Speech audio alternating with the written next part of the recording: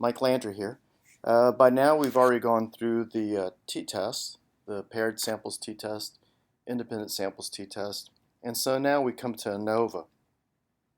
The major difference between an ANOVA and say an independent samples t-test is that we have three or more conditions in our independent variable.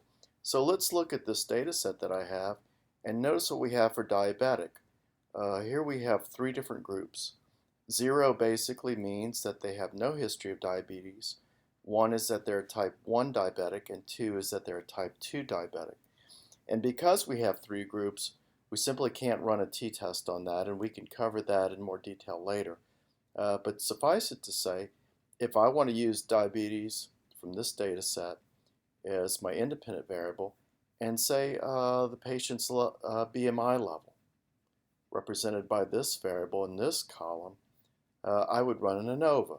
So let's go through the process for doing that fairly quickly.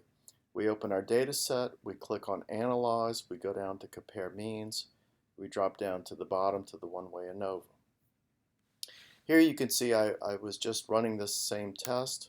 So what I did was I took BMI from the left, I put the arrow, clicked on the arrow and made that my dependent variable, and I found diabetic from the menu on the left, clicked for factor, and diabetic is now my factor. Contrasts are interesting, but for this class we won't be fooling with that. Post hoc is interesting, and there are a series of tests, and we'll have to cover that in another video.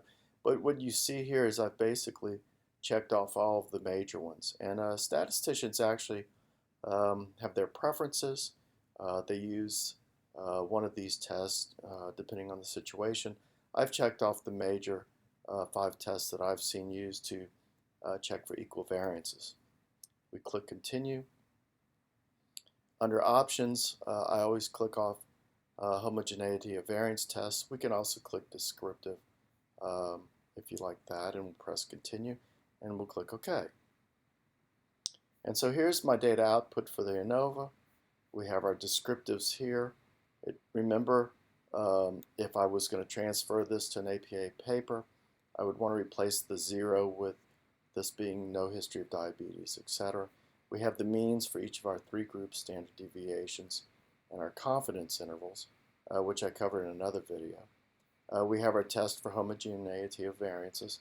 But what's really important for our discussion at the present time is the actual ANOVA. And you'll see what we have here is we have degrees of freedom of 2, an F-score of 0.295, and a significance level of 0.748. So these are the 3 major numbers that we would report in our results.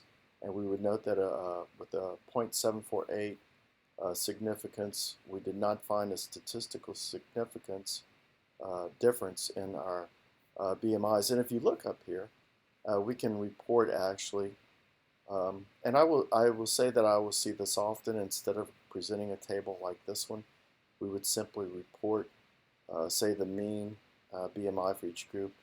For those with no history of diabetics, it was 24.167.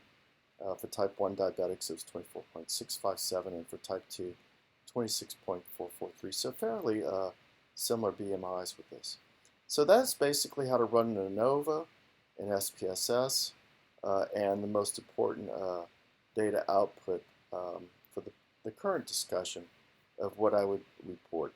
The other data we'll go through in another video, these other post hoc tests, etc. So I hope you've enjoyed this. I hope this has been a benefit to you. Thank you.